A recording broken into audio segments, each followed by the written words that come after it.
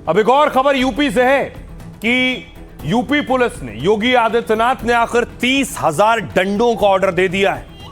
आखिर यूपी में सुरक्षा व्यवस्था और चुस्त दुरुस्त और टाइट होने वाली है और उपद्रव करने वाले, हंगामा करने वाले दंगाइयों के लिए यह 30,000 लाठी का ऑर्डर दिया गया है।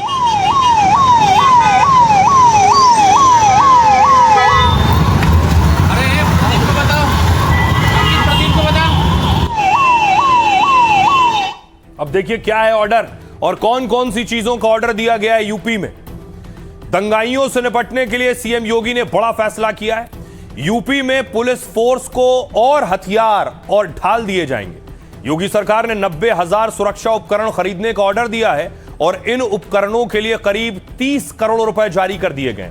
सबसे ज्यादा चर्चा यूपी में 30,000 लाठियों के ऑर्डर की है। पुलिस को खास पीवीसी यानी प्लास्टिक की मजबूत लाठियां दी जाएंगी। पुलिस भीड़ नियंत्रण या दंगा रोकने के लिए इसका इस्तेमाल करती है। ये बांस या लकड़ी की लाठी के मुकाबले हल्की और कम खतरनाक होती है, यानी प्रदर्शनकारियों को नुकसान पहुंचाने से ज्यादा डराने के काम आएंगी। पुलिस फोर्स को मिलने वाली हर लाठी की कीमत करीब 500 रुपए होगी। इसके अलावा पुलिस को भीड़ के हमले से बचाने के लिए भी खास इंतजाम किए जा रहे हैं। योगी सरकार ने 30,000 खास हेलमेट खरीदने का भी ऑर्डर दिया है। पुलिस को मिलने वाले हर हाईटेक हेलमेट की कीमत है 2,600 रुपए यानी 2,600 रुपए। यह हेलमेट पुलिस को ईंट, पत्थर और बोतल जैसे हमलों से बचाएगी। साथ ही कुछ दिनों पहले दिल्ली में प्रदर्शन में काफी पुलिस वाले घायल हो गए थे। इस तरह के प्रदर्शन यूपी में हो तो पुलिस वाले ज्यादा चोटिल ना हो, इसके लिए योगी ने 30,000 शील्ड यानी ढाल खरीदने को कहा है। एक पीवीसी शील्ड यानी प्लास्टिक की खास ढाल 4,000 रुपए की होगी, यानी यूपी पुलिस अब पहले से ज्यादा और तैयार होगी। सुनिए सीएम योगी आदित्यनाथ। उन्होंने लूटा है, प्रदेश को गुंडा प्रदेश बना दिया था, गरीबों की जमीनों पे कब्जा करते थे, बेटी की सुरक्षा में सेंध लगाते थे, कोई सुरक्षित नहीं था। रोज दंगा, रोज फसाद, पर्व और त्योहार के पहले लोगों की खुशी छीन ली जाती थी। कोई बेटी की सुरक्षा में सेंध लगाएगा, किसी बहन को छेड़ेगा तो मान के चलिए कि यमराज के घर जाने का उसका रास्ता तय हो गया है। अब नहीं छेड़ सकता। एक सुरक्षा की गारंटी आधी आबादी को, दंगा मुक्त और कर्फ्यू मुक्त यूपी, तो विकास हो रहा है। वे लोग कर नहीं पाए थे, लेकिन आक्षेप जरूर लगाते हैं। अब देखिए जरा, योगी कह रहे हैं महिला सुरक्षा के लिए बहुत जरूरी है कि पुलिस बाकायदा संसाधनों के साथ रहे। योगी आज कहां थे वो तस्वीर देखिए। योगी आज अन्नप्राशन करा रहे थे बच्ची को।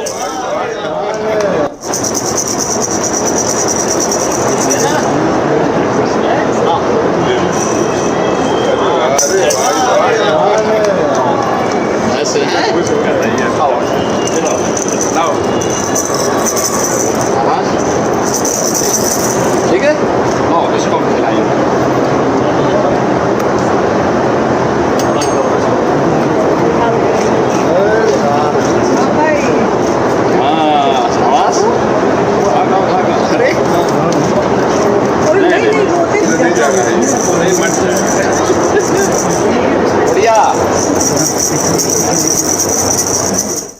अब योगी आदित्यनाथ ने महिलाओं को तोहफा दिया है। तोहफा क्या है मैं आपको बताऊं, उससे पहले तस्वीर देखिए, क्योंकि रक्षाबंधन आ रहा है। बच्चियों ने आज सीएम योगी को राखी बांधी।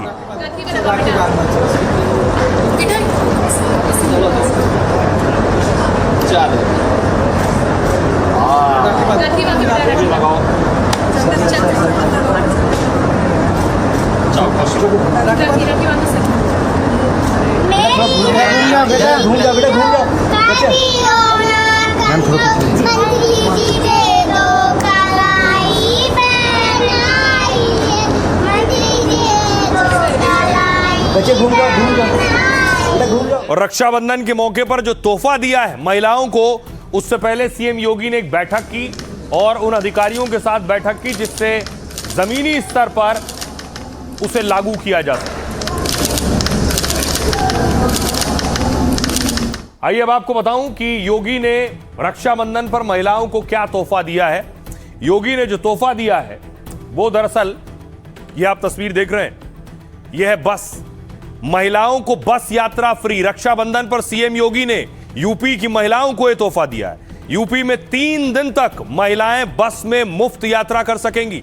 27 से 29 अगस्त तक वो सरकारी बसों में फ्री सफर कर सकेंगी। यूपी में 900 से ज्यादा बसों में महिलाओं को सुविधा मिलेगी।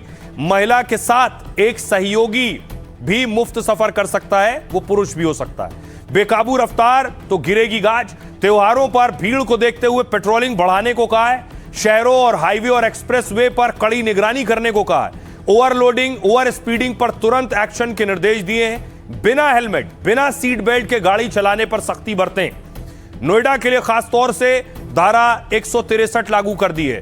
त्योहारों को लेकर कई शहरों में हाई अलर्ट घोषित है। नोएडा में 13 दिन के लिए बीएनएस की धारा 163 लागू है, यानी 5 या उससे ज्यादा लोग एक साथ जमा होने पर बैन है। जुलूस और प्रदर्शन के लिए पुलिस की अनुमति जरूरी होगी। नोएडा में पाबंदी और नियम 4 सितंबर तक लागू रहेंगे। इसी दौरान रक्षाबंधन, जन्माष्टमी और ईद ए मिलाद है और 30 अगस्त को नीट पीजी की परीक्षा भी होनी है। उससे पहले योगी ने तैयारी कर ली है और पुलिस को भी हिदायत दे दी है। सुनिए सीएम को। आज मेरे लिए यह अत्यंत प्रसन्नता का क्षण है कि रक्षाबंधन के ठीक पहले हम प्रदेश भर की 3,53,000 से अधिक रसोइयों के 4 नए कार्यक्रम को लेकर के यहां पर आए हैं। यानी एक साथ रक्षाबंधन के पहले इतना बड़ा उपहार आज से 9 साल पहले रसोइयों को मात्र 1,000 रुपया मिलता था और वह भी कभी मिलता था, कभी नहीं मिलता था। नोट करना, कभी मिलता था, कभी नहीं मिलता था। आज तो प्रधानमंत्री मोदी जी ने देश भर में 55 करोड़ लोगों के लिए जनधन अकाउंट खोल दिया है। तो सीएम योगी त्योहारों की बात कर रहे थे, त्योहार पर पुलिस को दुरुस्त कर रहे थे, लेकिन त्योहारी सीजन में एक सियासी बवाल हो गया। अयोध्या में देखिए, सावन का अंतिम सोमवार था।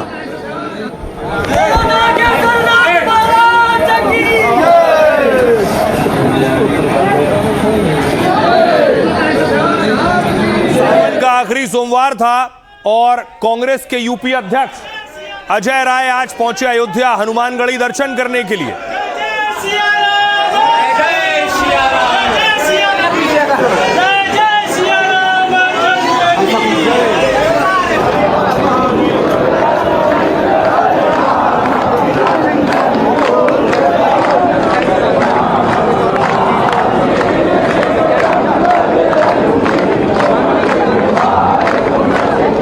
अब देखिए, कांग्रेस के अध्यक्ष हनुमानगढ़ी पहुंचे थे, हनुमान चालीसा पाठ कर रहे थे और पोस्टर अयोध्या में देखिए लगे थे। स्वागत समारोह में देखिए अजय राय का पोस्टर लगा है, इसमें राहुल गांधी की तस्वीर है। कांग्रेस के जिस नेता ने यह दावत दी थी, आरोप लग रहे हैं अजय राय इस दावत में पहुंचे। देखिए आरोप क्या लग रहे हैं कि वहां मच्छी की पार्टी दी जा रही थी।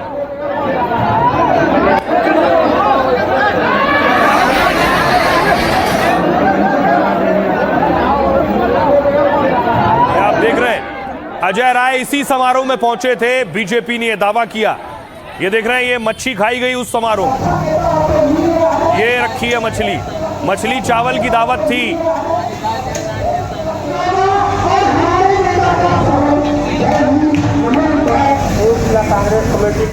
और कांग्रेस के अध्यक्ष जब पहुंचे हो मछली चावल वाली पार्टी में, तो योगी आदित्यनाथ ने वार किया उन पर।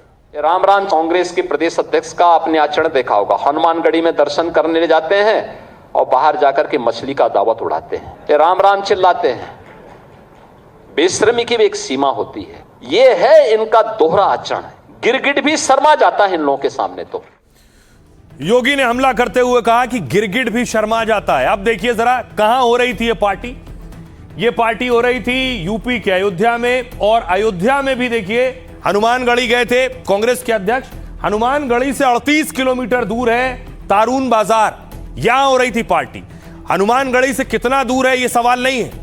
बीजेपी और योगी इस मामले पर घेर रहे हैं कि सावन में मछली चावल वाली पार्टी में गए कांग्रेस के अध्यक्ष। अब देखिए सच क्या है।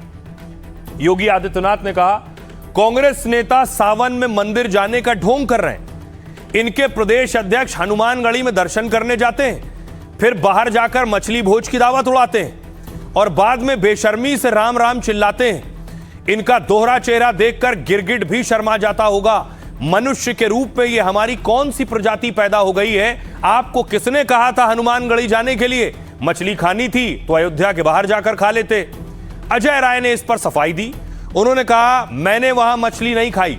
झूठे आरोप लगाए जा रहे हैं। सीएम के पास कोई फोटो हो तो दिखा दें, मैं इस्तीफा देने को तैयार हूं।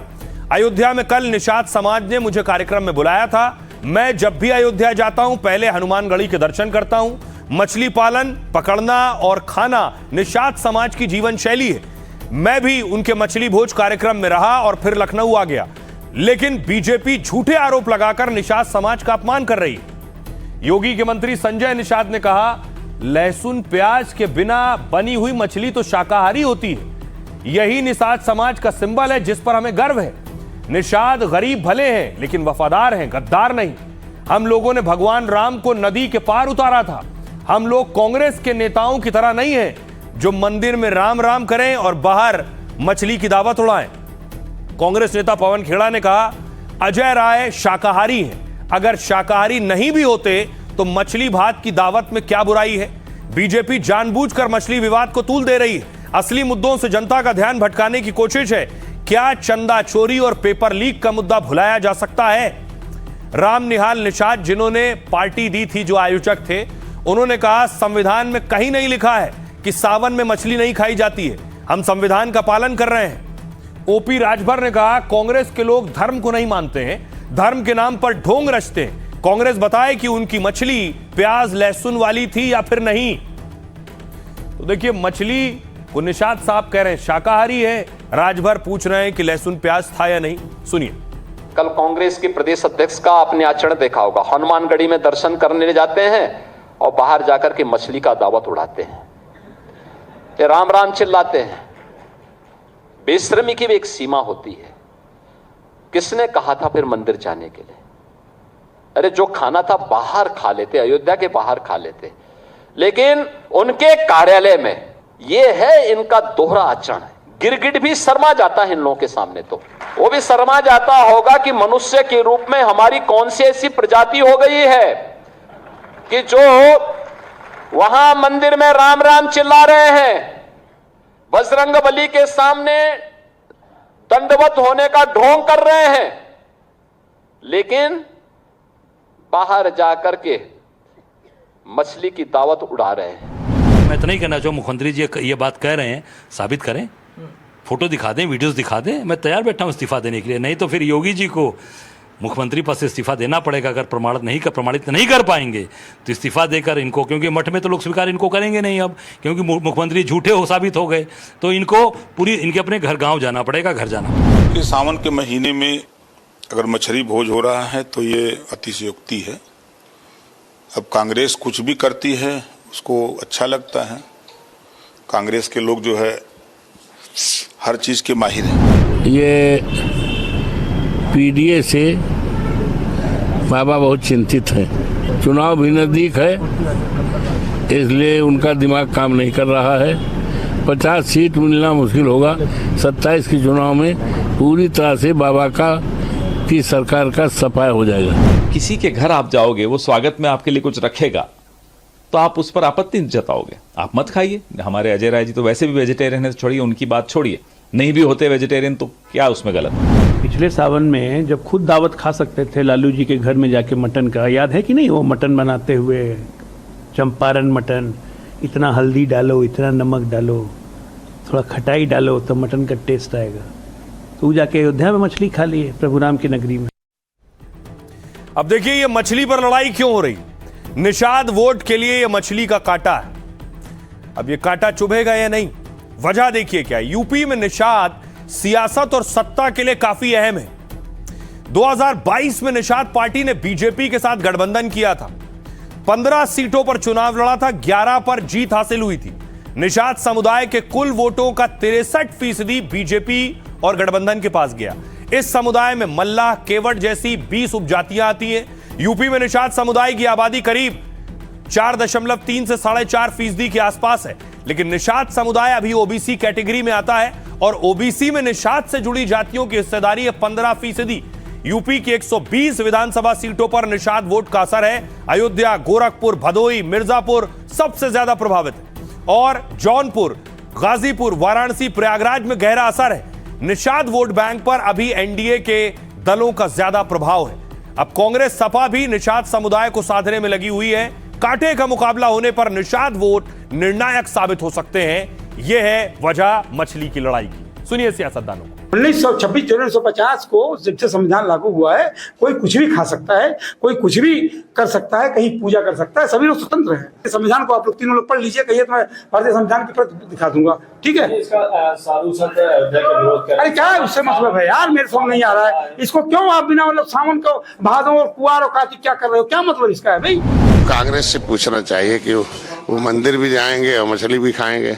हम कह रहे हैं निषाद तो सब है, उत्तर बाहरी है, वो गरीब है, उजड़ा है, उसका परंपरा है मछली खाना। मछली तो हर समय खाएगा वो, चूंकि उसके पास तो सब अंग्रेजों से लड़ा, मुगलों से लड़ा, उजड़ा है, फिशरीज एक्ट बना के छीन लिया है, तो उससे क्या है, वो तो खाएगा ही खाएगा। ये कांग्रेस नॉन इशू को इशू बनाती, इशू को नॉन इशू बनाती है। ये कांग्रेस जाल फेंक कर निषादों को मछली खिला के फंसाना चाहती, जो फंसने वाले नहीं। अरे मछली तुमने यार बंगाल में पूरी खा रहे थे, हैं? चुनाव जहां का होगा वहीं की वेशभूषा पहन करके ड्रामा कर दोगे, चलो फिर बाद में यहाँ इनकी नॉर्थ इंडिया में कुछ पॉलिसी, साउथ इंडिया में कुछ पॉलिसी, गोवा के अंदर कुछ पॉलिसी, मेघालय में कुछ पॉलिसी, एक पॉलिसी पे रहो यूनिफॉर्म पर। देखिए बहुत ही दुखद है। अयोध्या धाम हमारा जब पवित्र धाम है, प्रभु रामलला का धाम है, और वहां पर इस प्रकार का भोज करना, वो भी सावन के महीने में, ये कांग्रेस की संस्कृति को दर्शाता है।